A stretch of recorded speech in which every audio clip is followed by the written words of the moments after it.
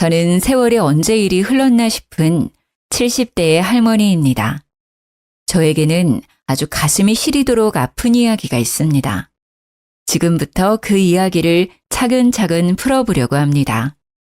저한테 사무치는 이야기이고 평생 잊을 수 없는 이야기이기도 해요.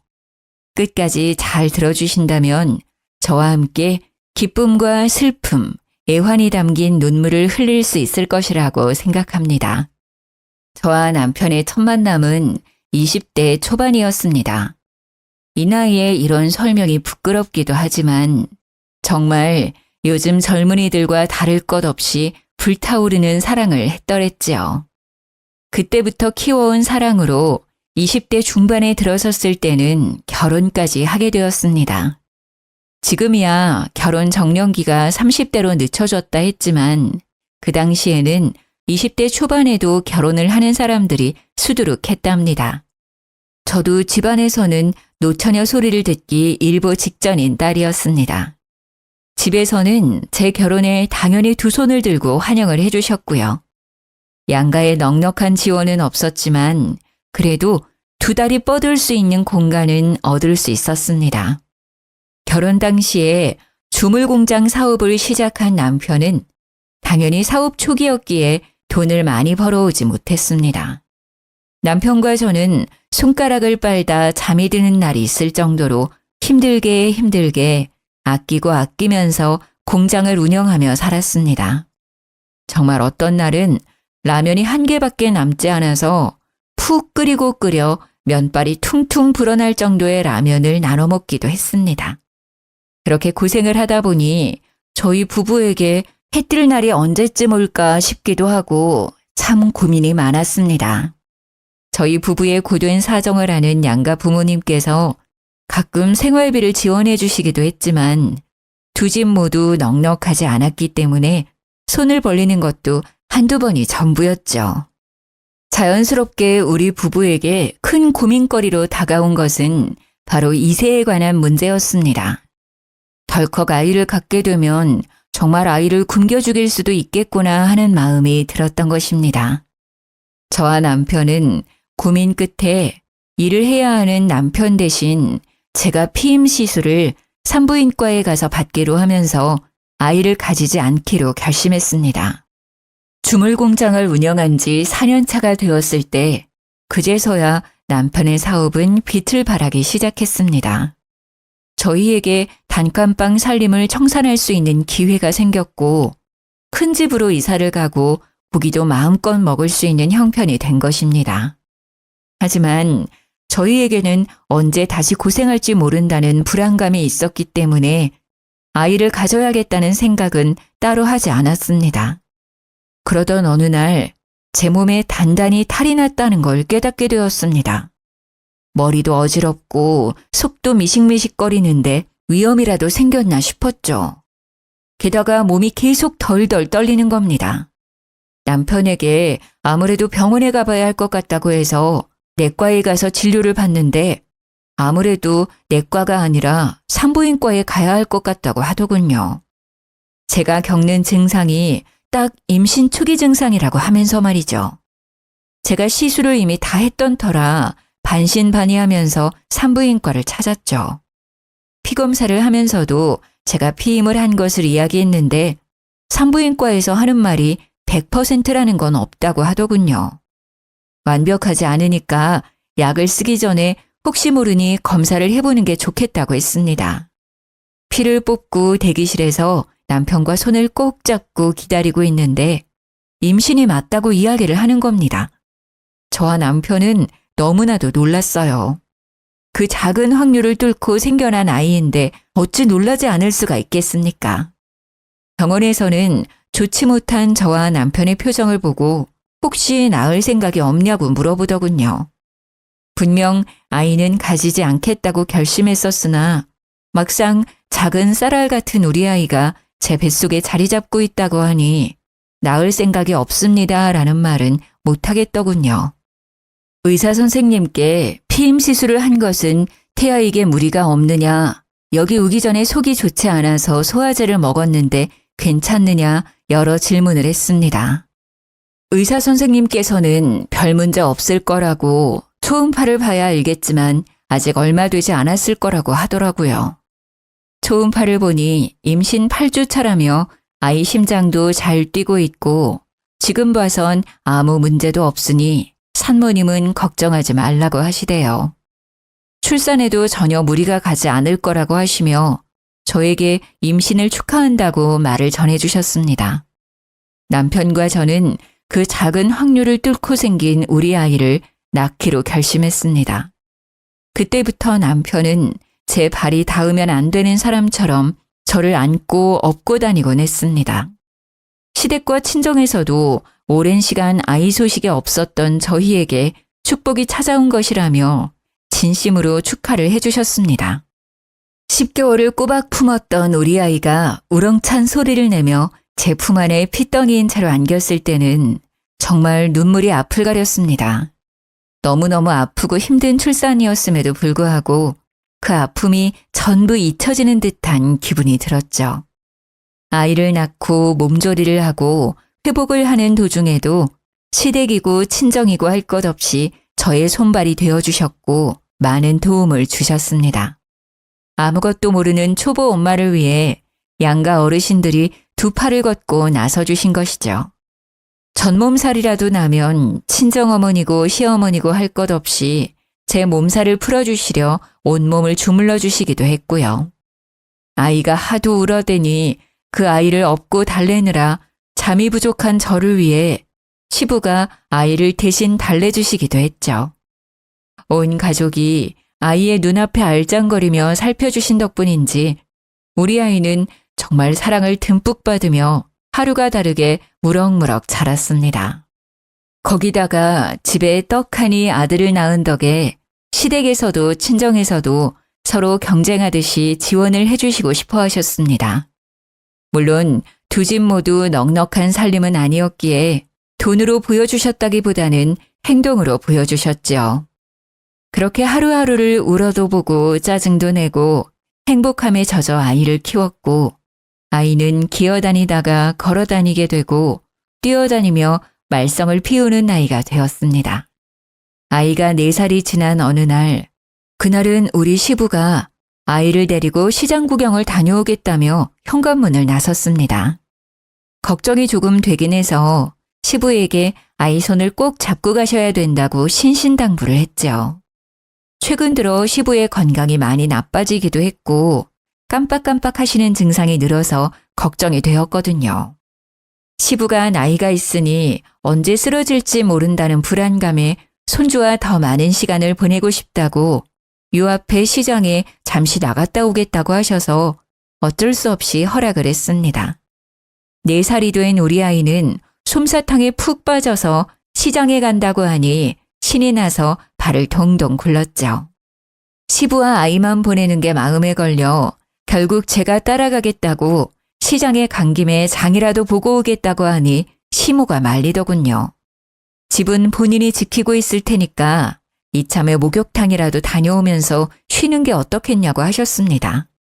제가 목욕탕에서 몸을 지지는 걸 참 좋아했었는데 아이가 태어나고부터는 한 번도 가지 못했었거든요. 목욕탕 소리를 듣자 갑자기 온몸이 뭉치는 느낌이 들었고 뜨거운 탕에 들어가서 노곤노곤하게 몸을 풀고 싶다는 생각이 들었습니다. 시장 구경을 해봐야 30분에서 1시간 정도밖에 더 하겠냐고 아이가 집에 오면 시모가 간식을 챙겨줄 테니까 때도 밀고 몸도 풀고 오라고 하셨습니다. 안 그래도 가고 싶은 마음이 들긴 했는데 이때 아니면 언제 가겠나 싶어서 냉큼 목욕 바구니를 챙겼습니다. 시모의 말대로 탕에 들어가서 몸도 풀고 때도 밀고 마사지도 받고 우유 한 팩 뜯어다가 우유팩도 하고 시간을 보냈습니다. 말랑말랑해진 몸으로 신이 나서 집에 돌아왔는데 집에 아무도 없는 것이 아니겠습니까? 다들 어디 가셨나 하고 집안 정리를 하려고 하는데 우리 친정어머니께서 헐레벌떡 집에 찾아오신 겁니다. 정말 숨이 넘어가는 사람처럼 헉헉거리시길래 무슨 일 있냐고 물어보니 갑자기 울음을 팍 터뜨리시는 겁니다. 저보고 여기서 뭐 하고 있냐고 당장 경찰서로 가자고 하시는데 다리에 힘이 쭉 풀리더라고요. 고요하리만큼 아무도 없는 집, 경찰서. 갑자기 정신이 쏙 빠지는데 우리 친정엄마가 그러시는 겁니다. 우리 아들이 사라졌다고요. 그게 무슨 소리냐고 묻는데 당장 경찰서로 가자고 저를 질질 끌고는 경찰서에 데려다 놓으셨습니다. 정신도 없고 몸에 힘도 없는 상태에서 경찰서에서 울고 계시는 시부랑 시모를 보게 되었죠. 이게 다 무슨 일이래요? 벌벌 떨면서 여쭈어 보니 시부가 아들을 데리고 시장에 갔다가 나무를 산다고 잠시 한눈을 판 사이에 아이가 사라졌다고 설명을 하시더라고요. 근데 문제는 그 자리에서 아이를 불러 찾지 않으시고 시부가 그냥 나물만 들고 집으로 돌아오셨다는 겁니다. 집에 돌아와서 시모에게 나무를 건네고 시모가 애는 어디 갔냐고 물어보니 그제서야 우리 아들이 사라졌다는 걸 깨달으신 거죠. 시모고 시부고 둘 다 혼비백산해서 시장에 다시 갔는데 우리 아들을 봤다는 사람이 한 명도 없었다는 겁니다. 너무 놀란 마음에 그제서야 경찰에 신고를 해야 된다는 것이 생각이 나서 112에 전화를 했다고 하더군요. 제가 목욕탕에 가 있었으니 저희 친정어머니께 전화를 드려 사정을 설명했고 집으로 와서 저를 기다렸다가 같이 경찰서로 와달라고 했다고 하더군요. 그 말을 듣는데 정말 현실감이 하나도 느껴지지 않고 시부모의 엉엉 우는 울음소리만 귀에 꽂히더라고요. 저는 숨을 꺽꺽 소리나게 쉬면서 제발 우리 아이 좀 찾아달라고 경찰을 붙잡고 사정을 했습니다. 남편도 공장에 있다가 헐레벌떡 집으로 돌아와 아이의 사진을 찾아 경찰서로 왔고 그 사진을 바탕으로 전단지를 배포하기도 했습니다.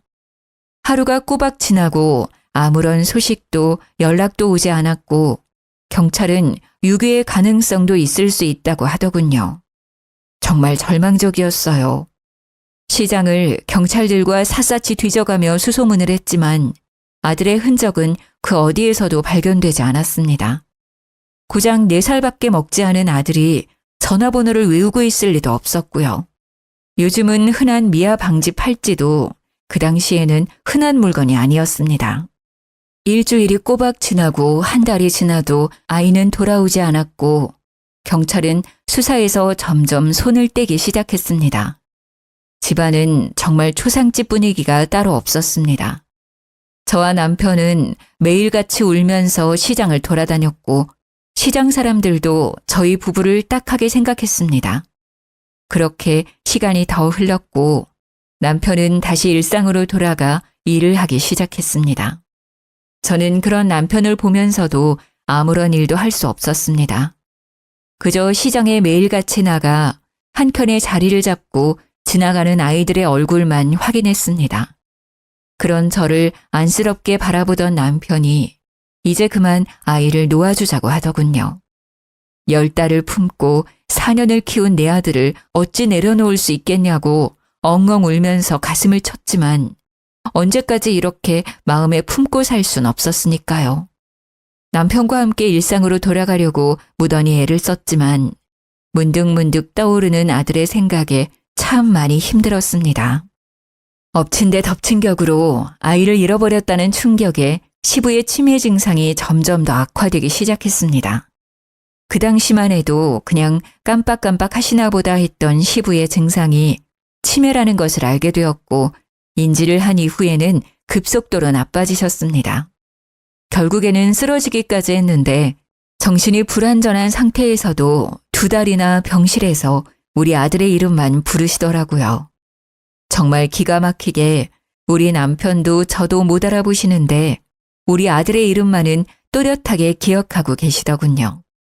시름시름 앓던 시부는 결국 세상을 떠나셨고 우리 가족은 또 한 번의 슬픔을 맞이해야 했습니다. 시부의 장례를 치르면서도 이게 꿈인지 생시인지 모르겠더라고요. 가기 전에 우리 아들을 어디서 잃어버리셨는지, 우리 아들이 어느 방향으로 갔는지 기억을 떠올려 주길 기다렸지만 그런 기적은 일어나지 않았습니다. 시부의 장례식 내내 시모는 저에게 미안해 하셨습니다. 제가 아들을 잃은 허망함에 정신을 못 차리고 있었으니까요. 그때 우리 친정어머니께서 아이를 입양해서 키워보는 건 어떻겠냐고 넌지시 운을 떼셨습니다. 우리 아이를 잃고 난 이후 둘째를 가지자던 남편에게 절대로 아이를 가지지 않을 거라고 선언을 했거든요. 우리 애 이렇게 가슴에 묻어두고는 못 산다고. 그렇게 강경한 태도를 고수했는데 입양은 또 다른 문제잖아요. 입양 이야기를 꺼내니 남편도 시모도 저의 눈치만 살피시고 있더라고요. 우리 친정어머니께서 제 손을 꼭 잡으시면서 우리 아이가 살아있다면 어딘가에서 누군가의 보호를 받고 살고 있지 않겠냐고 하시더라고요. 우리 애가 사랑받으면서 자라길 바라는 마음에 같은 처지에 있는 아이들을 입양해 키우는 게 좋지 않겠냐고 하셨습니다. 처음에는 싫다고 이야기를 했지만 곰곰이 생각해보니 친정어머니의 말이 가슴에 콕 박히더라고요. 우리 아이가 정말 누군가의 보살핌을 받고 있다면 저도 보살핌이 필요한 아이들을 돌봐주는 게 맞겠다는 생각이 들었습니다. 3개월간 치열하게 고민을 했고 결국 저는 아이를 입양하겠다는 결심을 내리게 되었습니다. 친정이고 시댁이고 우리 남편까지도 제 결심을 응원해주고 지지해 주었기에 가능한 일이었습니다. 고아원으로 찾아가 입양 계획서를 작성하고 우리 아이와 동갑인 남자아이를 입양하기로 결정을 내렸습니다. 그런데 원장 선생님과 이야기를 나누고 있는데 말도 잘 못하는 여자애기가 오빠, 오빠 하면서 울고 있는 겁니다. 넌 누구니? 하고 물어보는데 애기가 아무 말도 못하고 엉엉 울더라고요. 알고 보니까 친동생은 아닌데 고아원에서 같이 생활하면서 친동생처럼 지내던 아이라고 하더군요.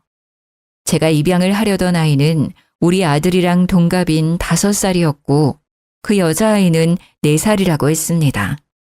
그 이야기를 듣는데 우리 아이를 잃어버렸던 시기가 딱 4살 때였다는 게 생각이 나면서 여자아이가 눈에 밟히더군요. 결국에는 남편과 상의를 하여 그 여자아이까지 2명을 모두 입양하기로 결정을 내렸습니다.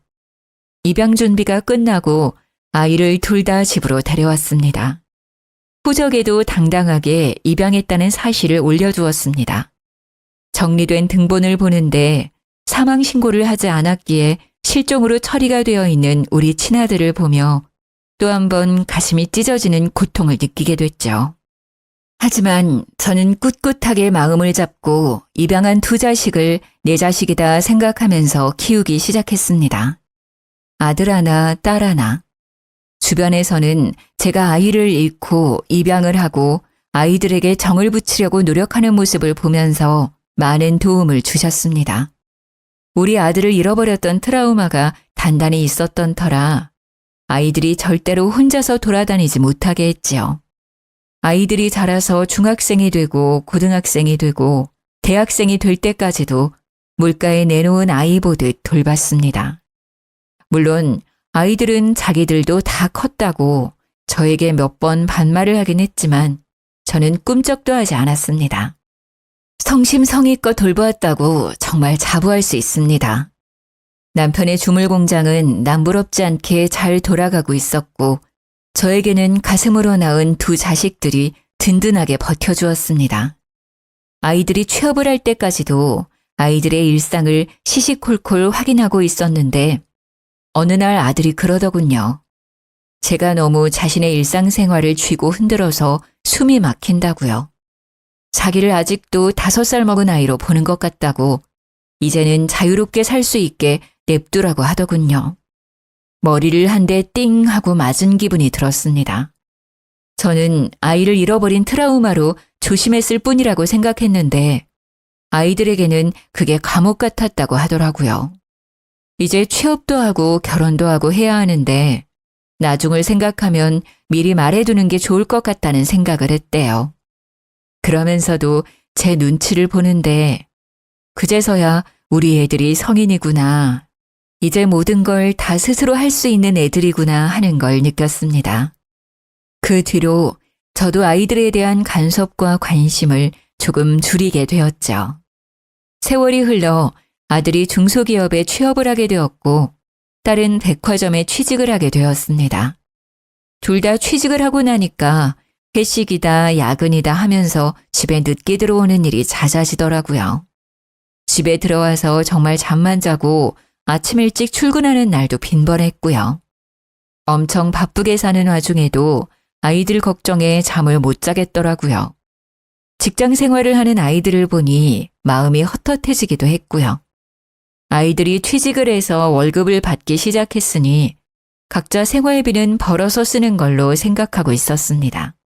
당연히 용돈도 끊었는데 아이들이 우리 남편에게 왜 용돈을 주지 않냐면서 따지고 있더라고요. 제가 너희들도 돈을 벌고 있는데 웬 용돈 타령이냐고 했죠. 그러니까 애들이 너무 당당하게 자기들 월급은 카드값으로 이미 다 나가고 없다면서 현금을 좀 달라고 하는 겁니다. 카드를 도대체 얼마나 긁어댔으면 월급이 하나도 남지 않냐고 하니까 딸이 하는 말이 취업도 했으니 명품 가방도 하나 필요하고 옷도 새로 샀다고 하는 겁니다. 사치를 부리느라 카드값이 어마어마하게 나왔다면서 용돈을 넉넉하게 달라고 손을 내밀더라고요. 아들에게 너는 왜 월급을 탕진했냐고 물으니 출퇴근하는데 필요할 것 같아서 차를 샀다고 하는 겁니다.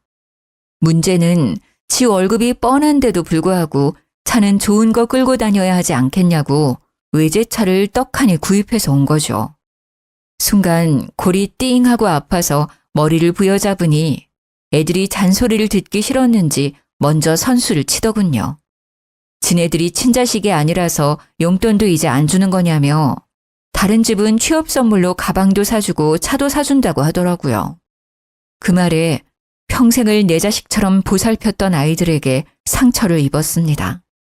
남편이랑 저랑 둘 다 하늘이 무너지는 듯한 기분이 들었습니다. 저도 순간 마음이 격해져서 아이들에게 큰 소리를 내고 말았죠. 내 자식 잃고 너희들 데려다가 내 자식처럼 키운 거 다 알고 있지 않냐고요. 가슴으로 낳은 자식이다 생각하고 평생 뒷바라지를 했는데 그런 소리를 할 수 있냐고요. 엄마, 농담이지. 뭘 그렇게까지 정색을 하고 그래? 그러지 말고 용돈이나 좀 줘요. 라고 했습니다. 아이들은 그 이후로도 간간히 돈이 없다며 남편과 저에게 용돈을 타갔습니다. 남편의 주물 공장이 그나마 건재했기에 가능한 일이었습니다. 애들이 사회생활을 하면서 돈을 쓰는 게 무섭지도 않은지 물 쓰듯이 쓰더라고요. 월급 200만 원 받는 걸로 사치를 어찌나 하던지 딸방에는 점점 명품 가방이 늘어났고 아들은 차에 돈을 쏟아붓더군요. 저와 남편은 기가 막혀서 혀를 내두를 정도였습니다. 그렇게 철없이 살기를 몇 년. 아들이 32살이 되었을 때 우리 시모가 노환으로 세상을 떠나게 되었습니다. 지병이 있었지만 몇 년 더 사실 줄 알았는데 이렇게 일찍 가실 줄 몰라서 내내 장례식장을 지키며 하염없이 눈물을 흘렸습니다. 우리 시모가 저에게 마음에 묻어둔 자식이 있어 이렇게 병이 났나 보다 하셨는데 잃어버린 제 아들이 생각이 나서 한참을 더 울어야 했지요. 장례식장을 지키며 손님을 맞이하고 있는데 자식이라는 것들은 일이 바쁘다며 코빼기도 비치질 않더군요. 회사에 급한 일이 있다면서 잠시 다녀오겠다고 나가더니 술 냄새를 풀풀 풍기면서 돌아오지를 않나. 딸은 잠시 눈 좀 붙이고 오겠다고 하더니 감감무소식이고. 조문 오신 옆집 아줌마가 딸이 웬 남자랑 카페에서 놀고 있던데 그쪽 사위냐고 물어보시더라고요. 아무리 피가 섞인 가족이 아니라고 해도 이렇게까지 정없이 굴 일인가 싶어서 너무하다는 생각까지 들었습니다. 피곤한 마음을 뒤로하고 믹스커피라도 한 잔 뽑아 먹으려고 장례식장 앞에 나와서 자판기 커피를 뽑고 돌아가는 길이었습니다. 제가 바닥을 보고 걷다가 앞에 서 있던 사람을 미처 보지 못하고 커피를 확 쏟아버린 거죠. 뜨거운 커피가 손에 쏟아지는데 너무 놀래서 앞에 서 있던 총각에게 괜찮냐고 물어보는데 글쎄 그 총각이 의사였나 보더라고요.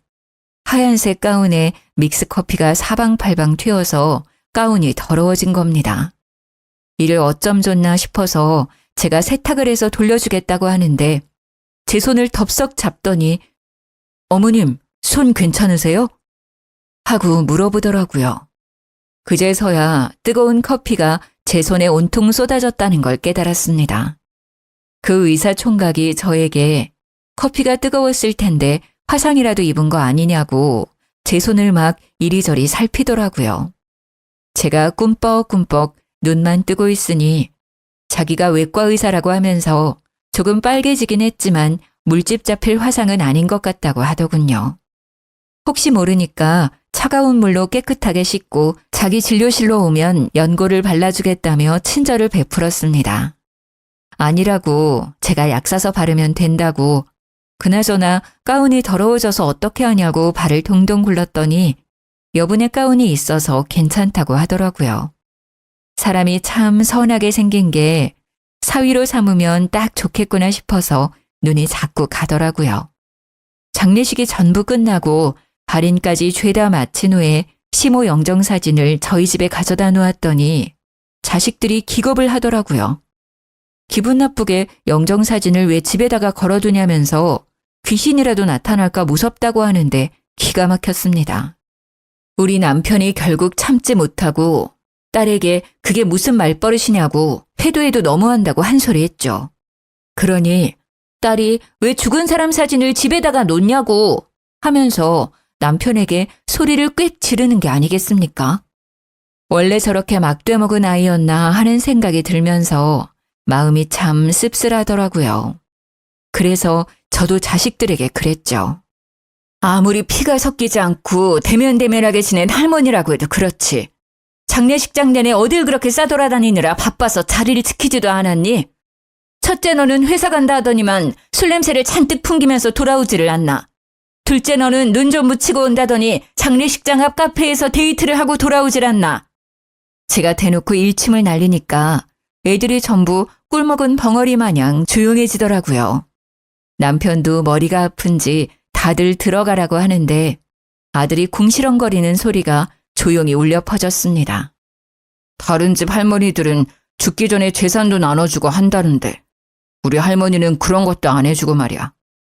우리 회사 동기는 보니까 재력 있는 할머니 만나서 손주들한테 땅이랑 건물이랑 다 물려줬다는데. 그 말에 우리 남편이 머리 끝까지 화가 나서 아들에게 소리를 질렀습니다. 저도 아들의 말에 너무 놀라서 헛웃음이 다 나더라고요. 너 그게 무슨 말본세야? 내가 너네 눈치 보면서 사느라 그동안 하지 못한 말이 한두 개인 줄 알아?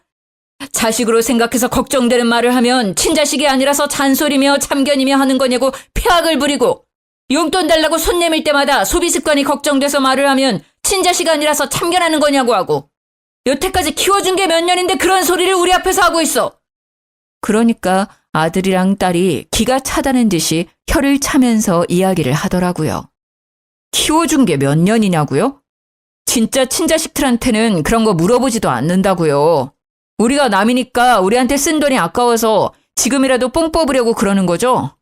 나중에 죽으면 몇 자리 돌봐줄 사람도 필요하고 병수발 들 사람도 필요하니까. 그 말에 저랑 남편은 정말 뒤로 넘어가는 줄 알았습니다. 남편이 이건 아니다 싶었는지 아들이랑 딸을 향해서 강단 있게 이야기를 했지요. 너네도 이제 다 컸고 직장 생활도 하니까 집 얻어서 나가 살아라. 나도 이제 네 엄마랑 오순도순 노후 즐기면서 살아보련다. 그 말에 아이들이 갑자기 돈 한 푼 없이 어디를 나가 살겠냐고 집이라도 얻어주고선 그 말을 하라고 하더군요. 누가 보면 집이라도 맡겨놓은 사람처럼 당당하게 구는데 우리 남편이 기가 막히다면서 알아서들 하라고 일침을 놨습니다. 나이가 둘 다 30살이 넘었는데 그 정도 능력도 없으면 앞으로 어떻게 가정을 꾸리고 살 거냐고 원룸 하나 얻을 돈은 모아뒀어야지 했어요. 애들이 그제서야 남편이 진심으로 한 이야기라는 걸 알았는지 저에게 달라붙더라고요. 엄마, 우리 진짜 내쫓을 거 아니지?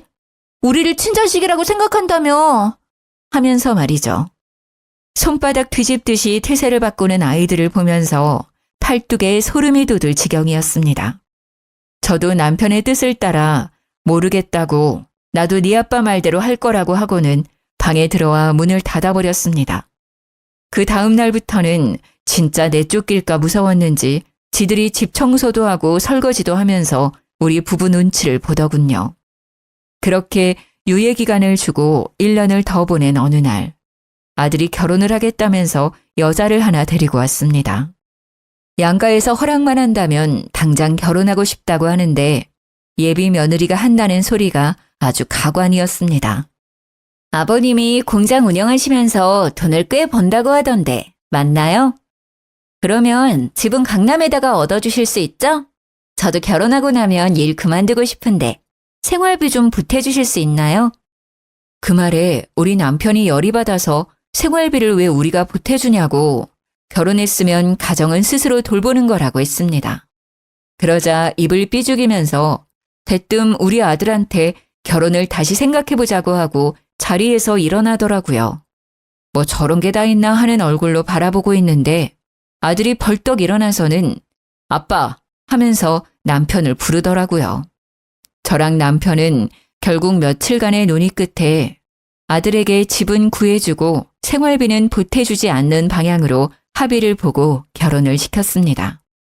강남은 아니었지만 회사 가까운 곳에 집을 얻어주면서 더 이상 우리에게 돈돈거리지 말라고 선언을 했죠. 아들 장가 보내고 한시름 놨다 싶었는데 몇 개월 뒤에 딸도 결혼을 하겠다고 하면서 오빠한테 집을 해줬으니 자기도 해달라고 하더군요. 둘 다 자식인데 어떻게 한 놈만 해주고 한 놈은 무시할 수 있겠습니까? 남편이 공장 대출을 받아서 집을 해주고는 저에게 공장 대출금만 갚고 나면 모든 걸 다 정리하고 쉬자고 하더군요.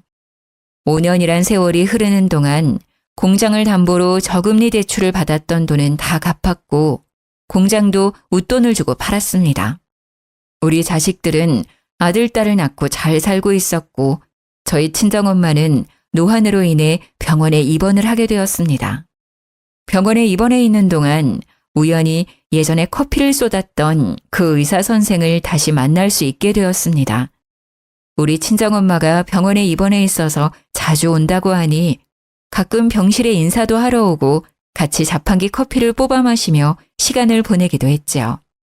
물론 의사 선생이 많이 바빠서 오랜 시간 이야기를 나눌 순 없었지만 일주일에 한두 번 5분에서 10분 이야기를 나누는 시간이 참 즐거웠습니다. 우리 아들이 40살이 되었을 때 제 나이도 70살이 되었는데 칠순잔치를 하자고 하더군요. 아이들이 먼저 말을 꺼내길래 당연히 자식들이 준비해 주는 줄 알았더니 지들은 돈이 없으니 저보고 예약을 하라고 하더군요. 고급 호텔에서 격식 있게 하자며 1,000만 원이 든다고 말하는데 어휴, 제가 올 사람도 많지 않은데 뭘 그리 비싼 곳에서 하자고 하냐. 그냥 가족들끼리 간단하게 밥 먹고 끝내자고 했습니다. 제 생일잔치에 제 돈 내고 그리 비싼 곳에서 할 필요가 없었으니까요. 그러니까 자식들이 공장 팔아서 돈 좀 받지 않았냐고 자기들 처가 시댁 식구들에게 자랑을 좀 하게 돈을 쓰라고 하는 겁니다. 결국 제가 원하던 조용한 생일잔치는 사라지고 원하지 않게 모든 일가 친척을 다 초대해서 호텔에서 잔치를 하게 되었습니다. 잔치가 끝나갈 무렵에 친정어머니께서 입원해 있던 병원에서 급하게 연락이 왔습니다. 저는 전화를 받고 놀라서 잔치 중간에 뛰쳐나가 병원으로 달려가게 되었죠. 제 칠순잔치 날 92살이시던 우리 친정어머니께서 깊은 영면에 잠기셨습니다. 저는 또 한 번의 장례를 치르면서 심신이 많이 지친 상태가 되었죠. 자식을 잃은 아픔과는 달리 부모의 죽음은 또 다른 상실감으로 찾아오더군요. 근데 우리 자식들이 그런 저를 보면서 뭐라고 했는지 아십니까? 글쎄, 생일잔치 중간에 나오는 게 어디 있냐고 그 호텔 예약 잡는 게 얼마나 어려운 건지 아냐고 하더군요. 비싼 밥 제대로 먹지도 못하고 나왔다고 억울하다고 하는데 진짜 뺨이라도 한 대 갈기고 싶어 주먹을 불끈 쥐었습니다. 제 마음을 대변하듯 우리 남편이 아들의 뺨을 후려쳤습니다. 너 지금 다른 사람도 아니고 할머니가 돌아가셨다는데 그 나이 먹고 할 말이야? 아, 지금 내 뺨 때렸어? 내가 친자식이 아니라서 막대하는 거지 지금. 나도 이제 당신들 내 부모라고 생각 안 하고 살 거야. 돈을 꽁꽁 싸들고 있으면서 한 푼도 나눠주질 않는 걸 보면 나중에 친자식 찾으면 다 주려고 그러는 거 아니야. 위선자들 같으니라고.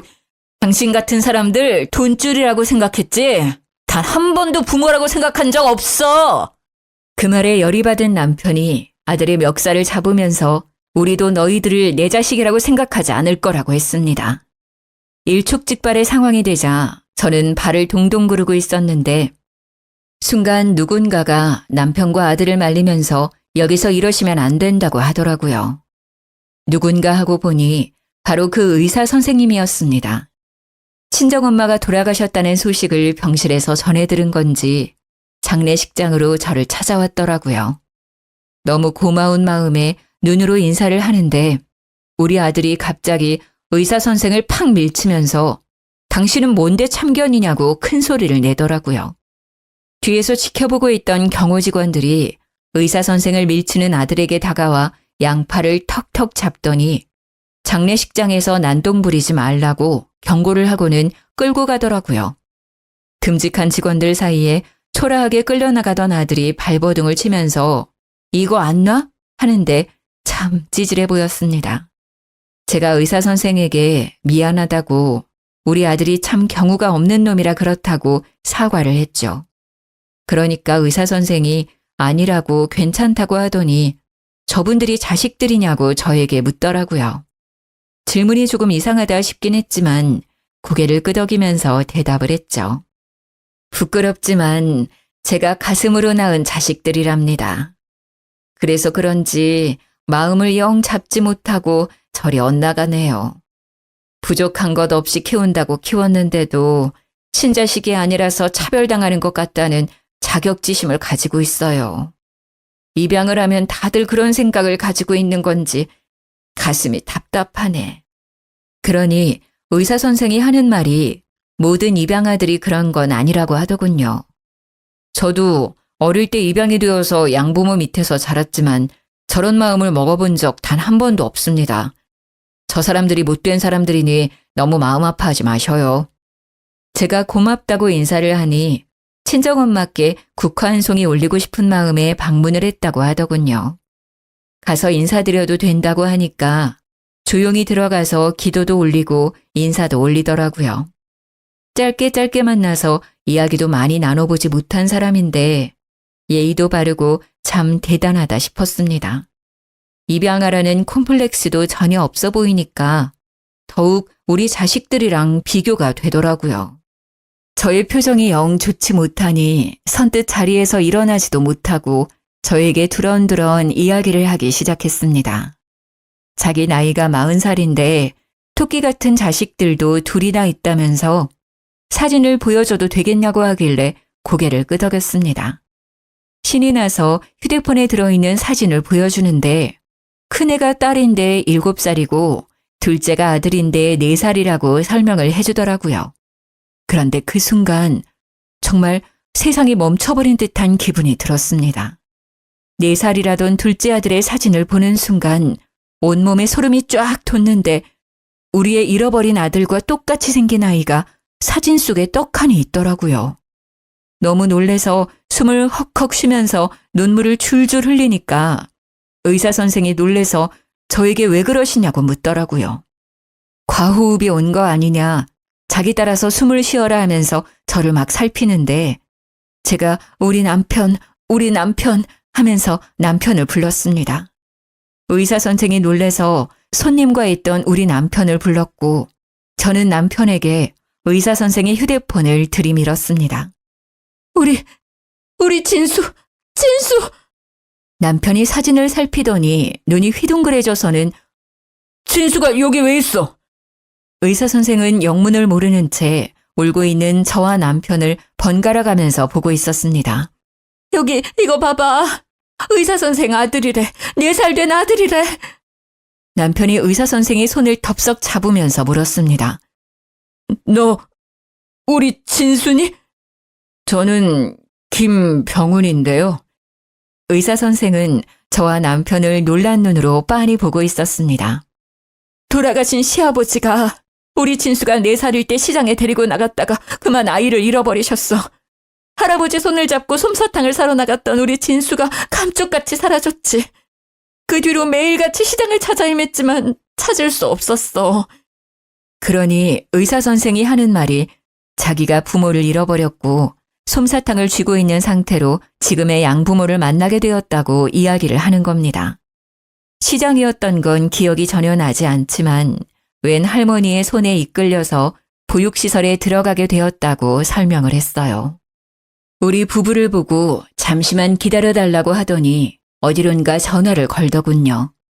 1시간쯤 시간이 흘렀을까요? 장례식장 앞으로 의사 선생의 양부모라는 사람이 나타났습니다. 그 뒤에 사진에서 보았던 처자식이 같이 찾아왔더라고요.